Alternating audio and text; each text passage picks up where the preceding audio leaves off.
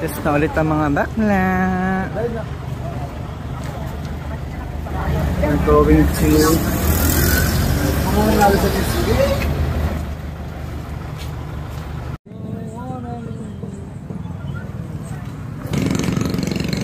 anak padaan.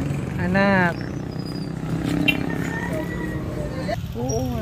Ikaw nursing ka ah. Tulungan. Test na ulit ang mga bakla. We're going to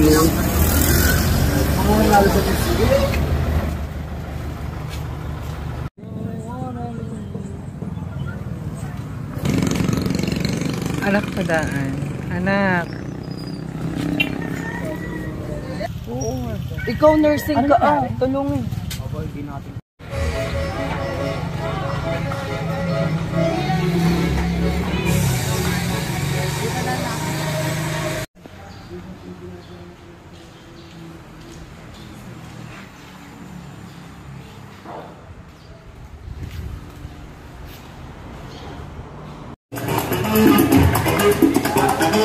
Sali ka?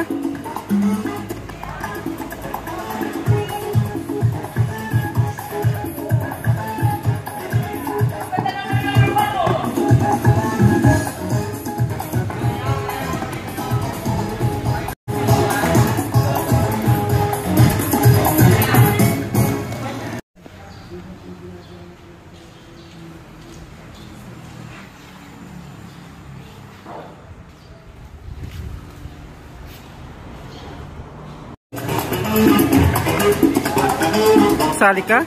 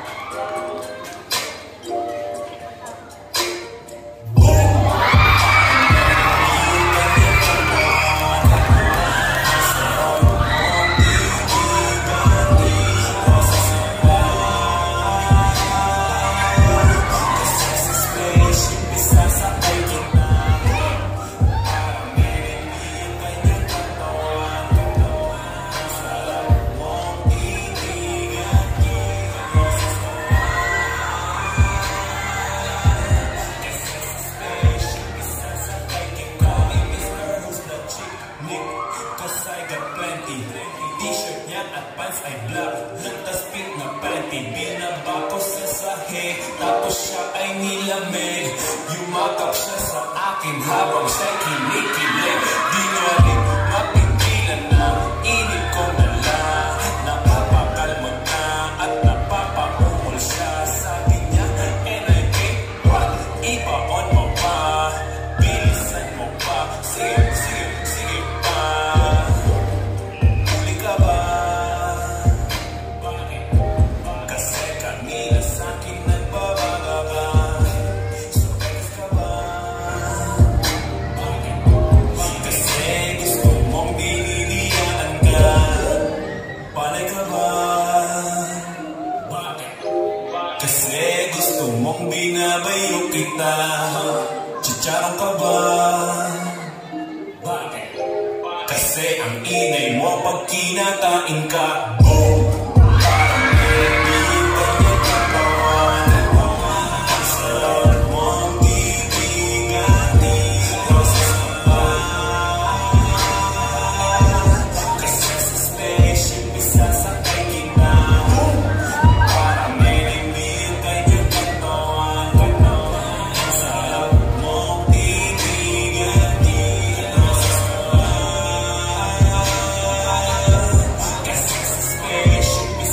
Listen, ladies and gentlemen, meet our candidate number 3.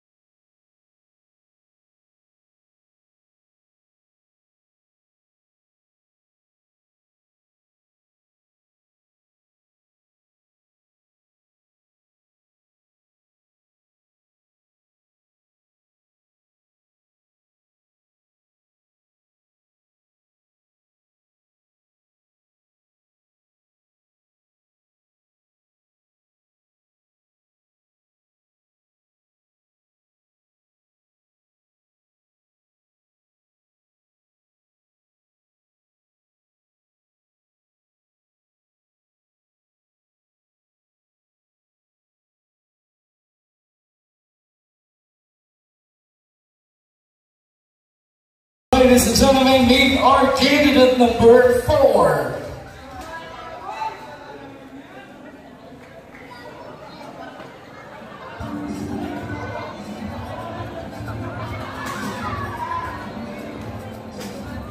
Candidate number 4.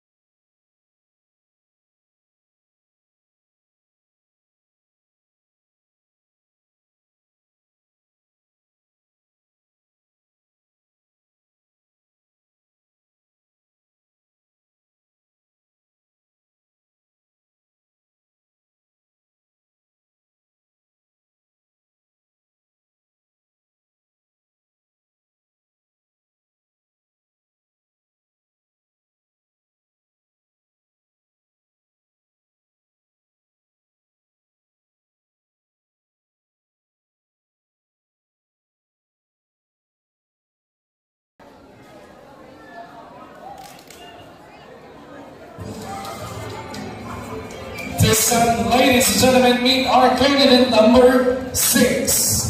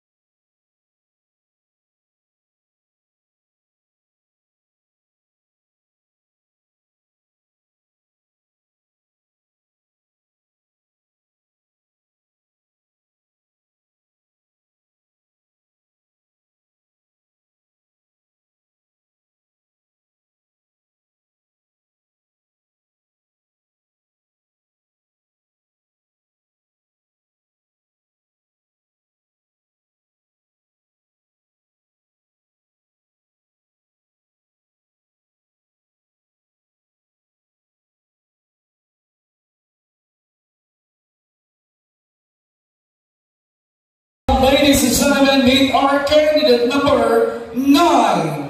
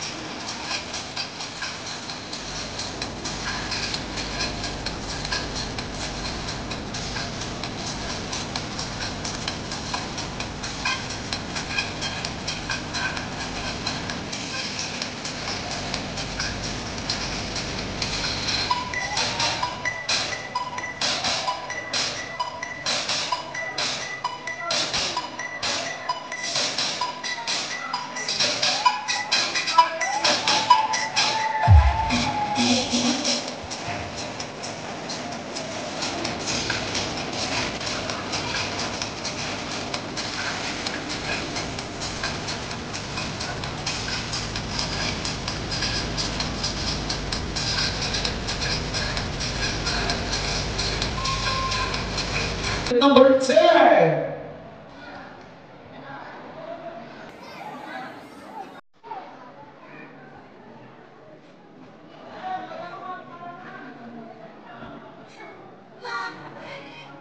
Once again, it's candidate number 10.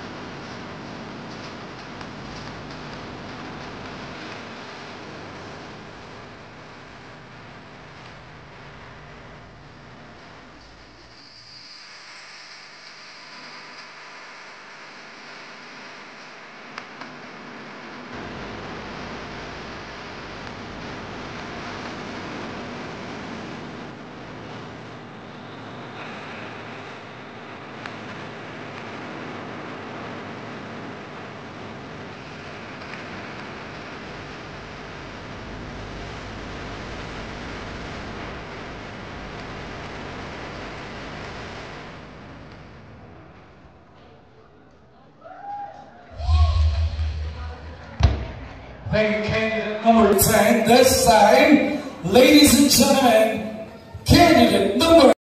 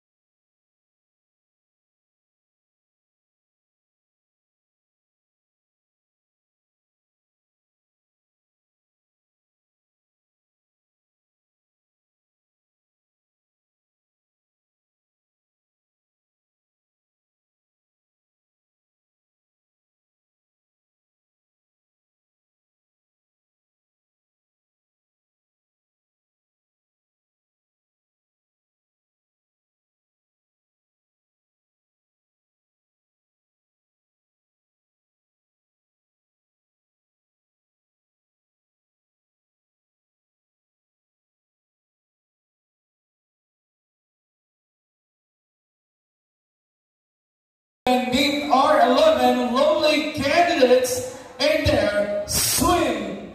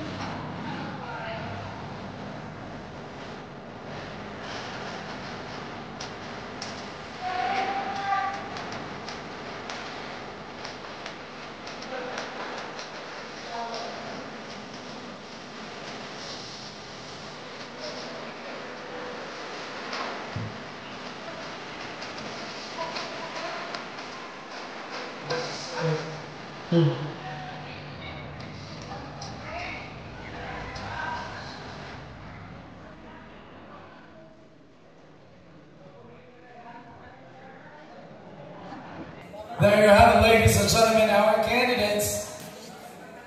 May we request all the candidates to please come off the stage. Sayang naman yung entablado kung dyan tayo sa platform na yan. Okay. Thank you.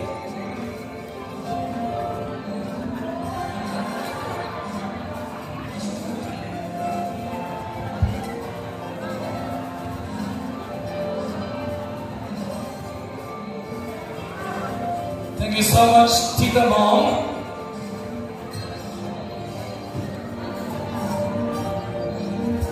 Okay.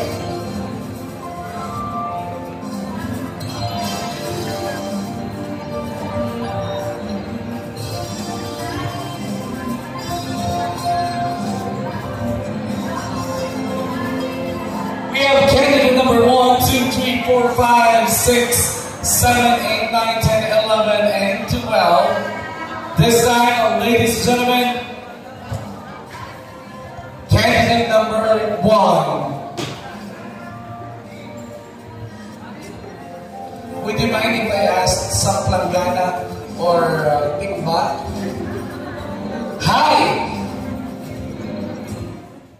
Hello? Hi. Hi. Hello. How are you?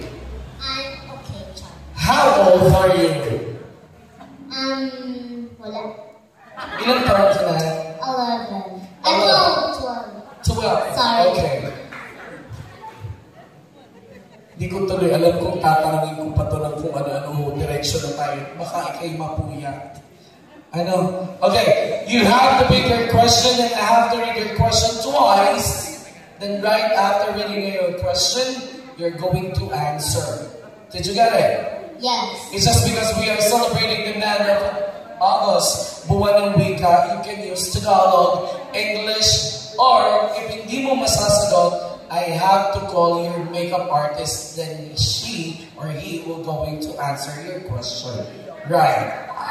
Do you need an interpreter? Yes. Okay.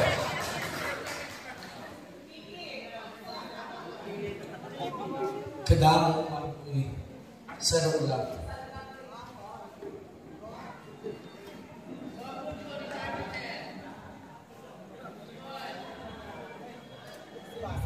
Okay. This is your question.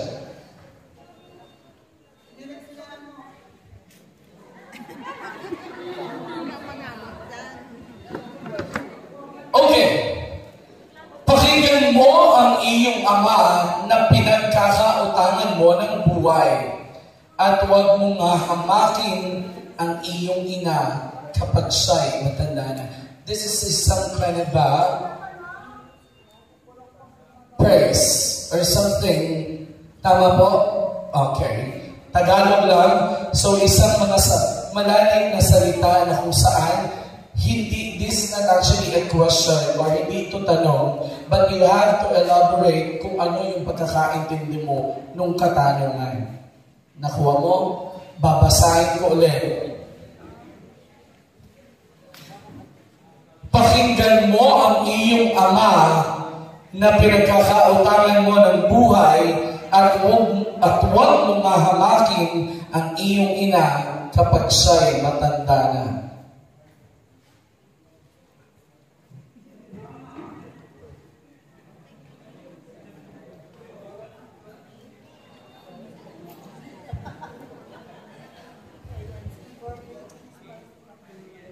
Do you need an interpreter? Okay. Do you mind me to call your makeup artist to explain to you what was actually written on that paper? Si ano po? Sino? Si Jen. Oh, Jen, halika na dito.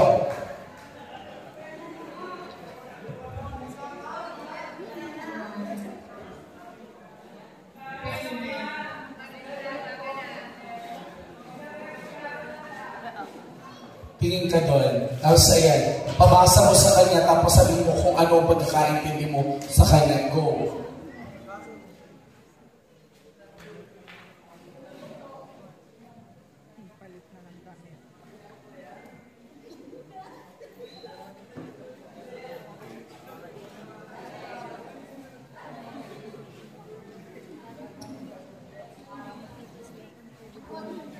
O, amin na yan, hindi mo na daw sinagot, kinuha mo pa.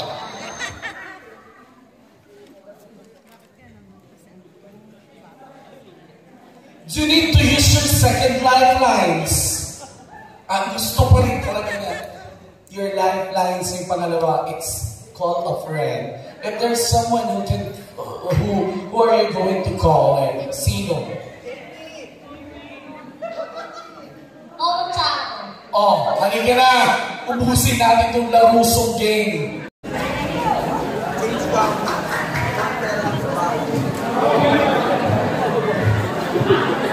Hi, good morning. How are you?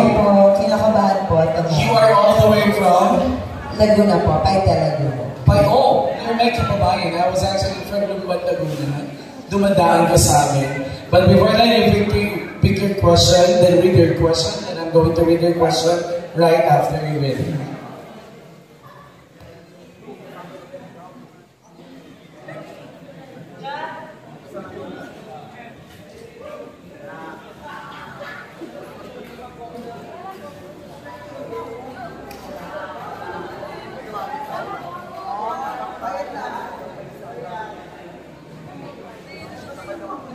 Okay.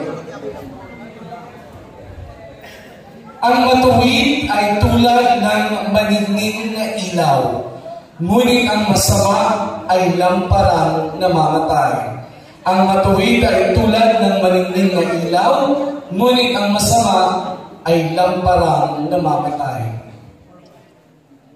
This is actually a hard sentence to elaborate, but still I have no choice but to elaborate what it is in my opinion. You know what, ladies and gentlemen, in life we always have ups and downs. And the reason why this sentence is created, it is because this simply means that in life we should always know what it is bad or what is true. And with this kind of sentence, ang matuwid ay tulad ng maningning na ilaw, ngunit ang masama ay lamparang namamatay, simply means one thing. In our life, as we exist, as we live in this world to the fullest, we should always do good things in order for us to be successful individuals. And because of that, in the seventh phrase, ngunit ang masama ay lamparang namamatay, laging sinasabi ng aking mga magulang na walang masamang taong nagtatagumpay sa buhay. And always remember, ladies and gentlemen, as long as we are being true to ourselves, as long as we are not stepping on someone else's, as what the phrase said, our light always shine from within. Thank you. Thank you so much. Candidate number 2. Very well said. Next, it's candidate number 3.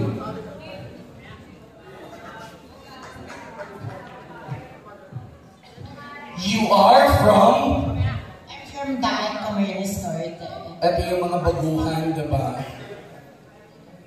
Representing Icon 8. Okay. You have to read their question twice, and after reading, I have to read their question. May nagpapatanong ko, may boyfriend ka na daw. I don't have a boyfriend. I need to prioritize my studies first because for those who don't know, I'm currently running for valedictorian. Ganun din ako nasira.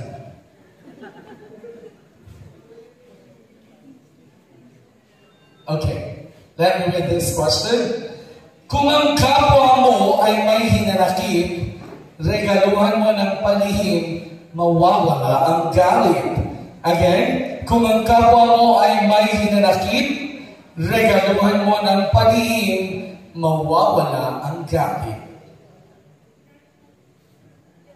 You know what, ladies and gentlemen, before I stepped on this very stage, I kept a promise to myself that I would inject sensibility on every words that I'm gonna uttering. Because my main objective for tonight's competition is to be understood. So the question is simple, or the phrase is simple as, kung ang kapwa mo ay may hinanakit, regaluhan mo ng palihim, mawawala ang galit. Now, let me tell you how do I define this phrase. Now, I can still recall a conversation of me and my teacher in my ethics class, where we discussed the political and social dilemmas that is existing on the status quo. If someone envy or someone is angry at you, you need to catch their ticket. You need to catch their mood. You need to give something in return enable for you to elevate their mood or their feelings towards you. But again, ladies and gentlemen, life is like a parabolic ground where it has the tendencies to fluctuate at any moment. We are not born to please someone, nor anyone. We are born to be ourselves. So for me, this phrase is very applicable for some situations and circumstances only. I do not advise it that much, but we can use it anyway if it's actually needed. Because ladies and gentlemen, again and again, we are not born to please everyone, nor someone. If they want us, then they want us. If they don't like us, then they don't like us. We don't need to push ourselves through people. Because at the end of the day, ladies and gentlemen, you cannot please everyone because you are not that perfect person who doesn't have flaws, who doesn't have insecurities on herself. Because again and again, giving a gift is good, but pushing yourself into someone, not knowing your worth, is actually bad. Because at the end of the day, ladies and gentlemen, let us remember our worth and remember our value. Thank you very much. Thank you so much, candidate number 3. Next, candidate number 4.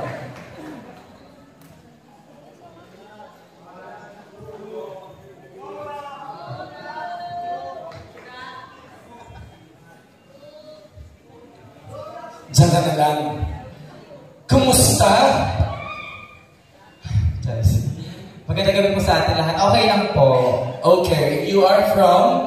I'm from Paracali, Camarines Norte. Then pick your question and read your question twice, and I'm going to read your question after you.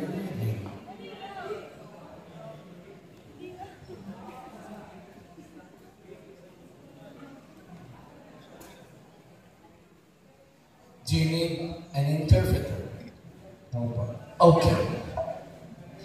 Ang matagal na paghihintay ay nagpapahina ng kalooban. Ngunit ang pangarap na natupad ay may dulot na kasiyahan. Again, ang matagal na paghihintay ay nagpapahina ng kalooban. Ngunit ang pangarap na natupad ay may dulot na kasiyahan. Mga kaibigan, ang pangungusap na nakuha ko ay ang matagal na paghihintay ay nagpapahina ng kalooban. Ngunit ang pangarap na natupad ay may dulot na kasiyahan. Mga kaibigan, nagpapahiwatig lamang to na sa lahat ng problema ang ating kinakaharap, hindi mawawala ang mga bagay, mga negatibong bagay na pumapasok sa ating puso't isipan. Alam nating mahirap ito at alam nating malalagpasan natin to. Dahil naniniwala po ako sa lahat ng balakid ng buhay, mayroong tagumpay na naghihintay sa atin. Kung tayo ay lilikha ng mga positibong bagay na kung saan makakatulong sa ating mga sarili. Mga kaibigan, lagi natin makakatandaan na sa lahat ng ulan, palagi may paghaharing naghihintay. Magandang gabi po. There was candidate number 4. Thank you. This time, we'd like to go in candidate number 5.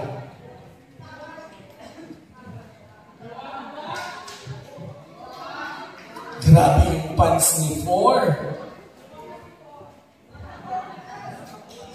Candidate number 5 is representing the municipality of Labo. Labo. Hindi na ka patatagalin. You just speak your question, then read your question, and after that, I'm gonna read your question for everybody.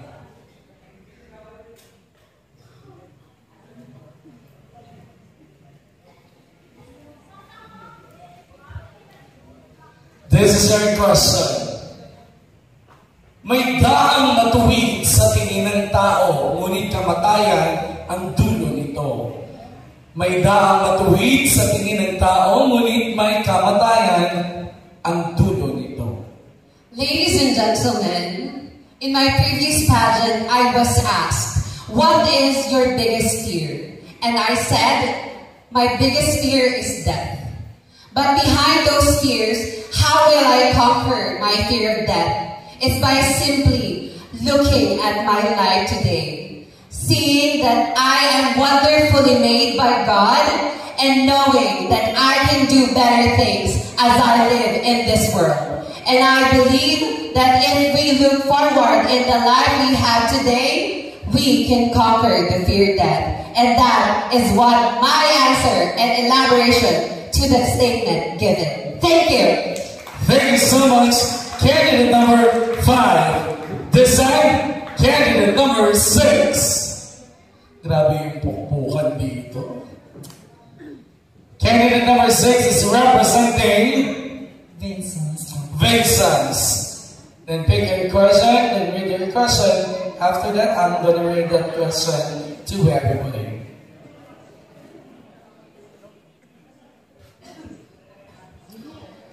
Ang chismis ay masarap pakinggan. Gustong-gusto ng lahat na pag-uusapan. Again, ang chismis ay masarap pakinggan. Gustong-gusto ng lahat na pag-uusapan. Well, it is indeed these phrases or these statements are those people who don't have to do anything in their life. And that's why they try to talk others. And they try to tell others what the future holds, what their life is, or what life has to conquer within them. And they are sharing it to the people. And that is why other people as well would like to listen to them. Because in this world, lots of people will degrade you. Lots of people will not listen to you. But at the end of the day, let us find only one person. Not only one person, but a person who is willing to listen. Who is willing to be there for you. Who will always give you ears for you to be heard. And I believe, ladies and gentlemen, that no matter what kind of things or what kind of statements that you tell to them, it will always matter. Because at the end of the day, our life matters in this world. Thank you. Thank you so much, candidate number 6. There's I'd like to call in candidate number 7. Candidate number 7.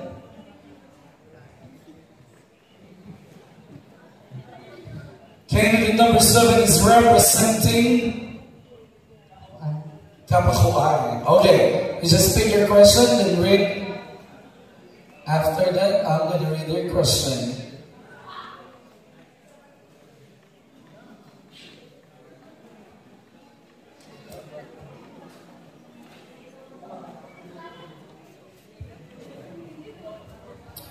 Okay. Ituwid mo ang iyong anak habang may pagkakataon pa. Kung hindi, ikaw na rin ang nagtulak sa pagkawasak niya.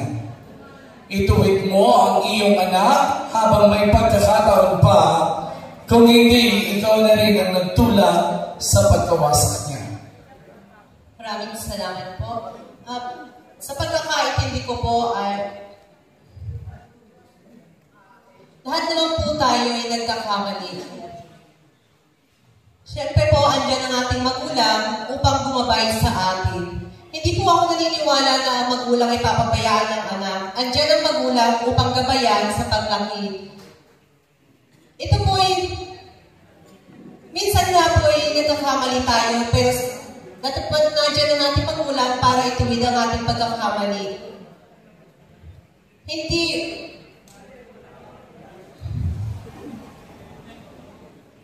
Hindi ba natin maakila sa ating bawat isa na tayo nagkakamali? Pagkus, ang magulang nandiyan upang gabayan tayo at naniniwala ako na ang lahat ng magulang ay may pagmamahal at pag-uruga sa kanilang mga anak.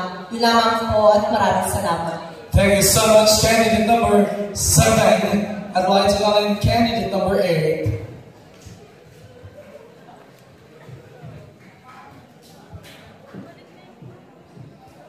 Candidate number 8 is all the way from Quezon City. Quezon City. You have to pick a question, and after that, read it, then I'm going to read it for you and for everyone.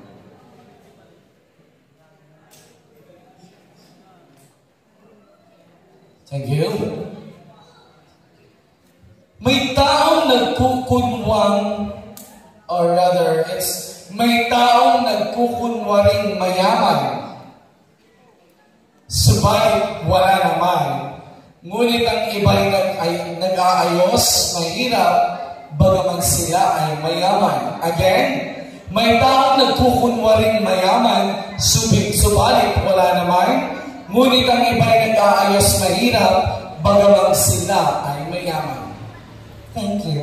My understanding of this is very simple. We can have all the riches in the world. We can have all the money, all the properties, and the likes. But if you don't know how to treat others the right way that they should be treated, your wealth is nothing. For a poor individual who knows how to treat and respect the people around him the right way is the one who is truly a wealthy person. Because at the end of the day, we will all pass away and we will all be facing our good Lord up above. We cannot take those riches with us.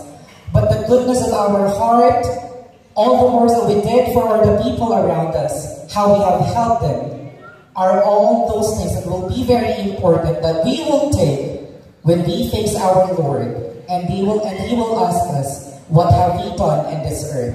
Have we served our mission? And how we served our purpose as an individual that was created according to His image and likeness. Thank you and good evening. Thank you so much, candidate number 8. This time I'd like to call in candidate number 9.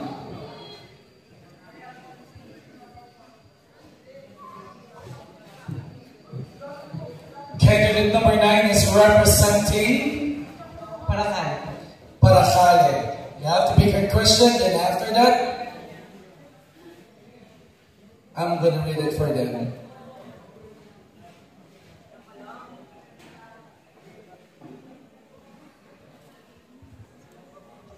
Ito ang iyong katanungan. Kung mayroon kang karunungan, mayroon kang pakinabang. Ngunit ika'y magdurusa kapag siya'y tinanggihan. Again, kung mayroon kang karunungan, mayroon kang pakinabang. Ngunit ika'y magdurusa kapag siya'y tinanggihan. Magbibigay lamang ako ng aking karanasan. Sa mga hindi ho nakakaalam, ako ho ay breadwinner ng aming pamilya. Ang tanong ho na napunta sa akin ay, kung ako ho ay... Awan ko, hinulog mo eh. Kung mayroon kang karunungan, mayroon kang pakinabang. Ngunit ika'y magdurusa kapag siya'y tinanghal. Tulad nga ho ng aking sinabi, ako ho ay breadwinner ng aking pamilya. Ako ho ang natutustos sa pag-aaral ng aking mga kapatid at ako ho ay natutustos sa pag-aaral ko. Hindi naman din po sa ating kaalaman na kapag breadwinner ka, iaasa sa iyo lahat na mga expenses sa buhay. Naniniwala ho ako, ang pagiging breadwinner po ay hindi ho madali. Naniniwala ho ako sa mga manonood ho ngayon, huwag ho natin mamamaliitin ang isang breadwinner. Dahil hindi ho natin alam kung ano po ang kanilang pinaghirapan para po makuha ang kanilang pera. Yun lamang ho at maraming salamat. Thank you so much, candidate number 9. This time, we'd like to call in candidate number 10.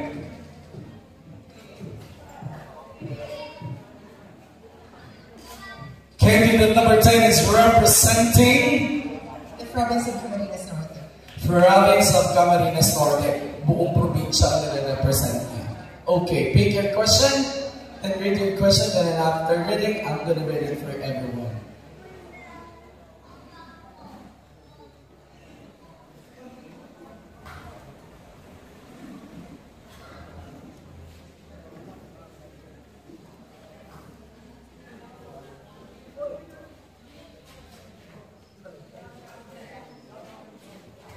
This is your question. Ang gahaman sa salapi ay nauuwi sa kaguluhan. Ngunit ang tumatanggi sa suhol ay mabubuhay ng matagal. Ang gahaman sa salapi ay nauuwi sa kaguluhan. Ngunit ang tumatanggi sa suhol ay mabubuhay ng matagal. Okay, I'll go directly. Ladies and gentlemen, at this juncture, we're actually assigned to deliver our talks regarding the praise that we will be picking. And so, ladies and gentlemen, my thoughts about this praise is that we can definitely say, or I know that this society predicts that money is power. But definitely, ladies and gentlemen, if the people itself would be so much greedy in attaining money, then definitely it will result to something evil. It will result to something dangerous. That is why we should always inculcate to our minds that money is something that we should do, or that we should help ourselves to uplift the societal changes that we are living in. We should never use money to put harm on other people. And so to those greedy person who always uses money as a power and to manipulate others, I will definitely say to every one of you that at the end of the day, it will actually not just hurt yourself, but it will definitely hurt your family as well. And that is the biggest lesson that I would like to inject to everyone's mind right now, to always choose to have money in a proper way. We should never be greedy to money, because after all, if we will use that in a wrong way, then definitely it is actually a crab mentality and a greed that is evil in today's society. Thank you so much, contestant number 10. This time, last but not the least, candidate number 11.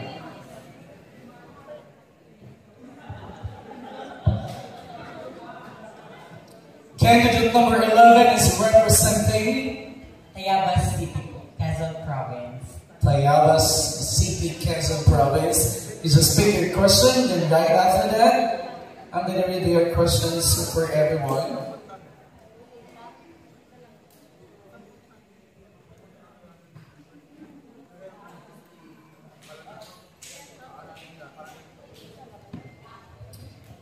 Ito ang iyong katanungan. Kung mabuti ang hangarin, ikaw ay igagalang. Kapag humanap ng gulo, iyon ay masusumpungan. Again, kung mabuti ang hangarin, ikaw ay igagalang. Kapag humanap ng gulo, iyon ay masusumpungan. Maraming salamat po. Sa isang matalinghagang konteksto, nangangailangan ng malalim at mababaw na hulugan upang maunawaan ng madla. Papasok dito ang tinatawag nating subhetong Pilipino na pinag-aralan natin sa kolehiyo na tinatawag natin konotasyon at denotasyon. Denotasyon na nagmumula sa tinatawag nating diksyonaryo na malalagpasan natin at mababasa lamang natin ang konteksto. Ngunit kung papasok tayo sa tinatawag nating konteksto o konotasyon, ito ay may malalim o kaibuturan na ibig sabihin na ngayon nararapat na aming ipaliwanag. Sa katanungan, kung mabuti ang hangarin, ikaw ay igagalang, at kung gulo ang iyong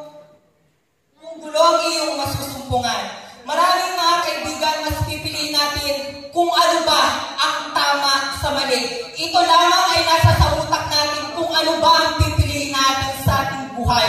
Kung papasok ba tayo sa tinatawag nating tahimik na buhay at maging isang mabuting tao dito sa mundo. Dahil kung maging mabuti tayo sa mundo, kung irerespeto natin ang igagalang sino man, mapababae, mapabakla, tomboy, o kung anumang kasarian, babalik at babalik ang kabutihang itinanim mo sa iyong kapwa. Yun ang kahulugan ng nasa unang konteksto. At kung may masusumpungan ka mang galit o naghahanap ka man ng gulo, yun ay iyong masusumpungan. Sa kalagpataran, ito ay nangangahulugan na iyong matatagpuan. Dahil higit sa lahat, sa una kong nabanggit, sa kung ano ang desisyon mo sa buhay, yun ang pinili mo, yun ang matatanggap at matatamasa mo. Matanda na tayo at binigyan tayo ng mataas na utang upang magdesisyon at maging mabuti dito sa mundo. Nasa sa atin na lamang ito kung paano natin gagawin isang metikiloso at higit sa lahat, makabuluhan ang utak ng bawat tao dito sa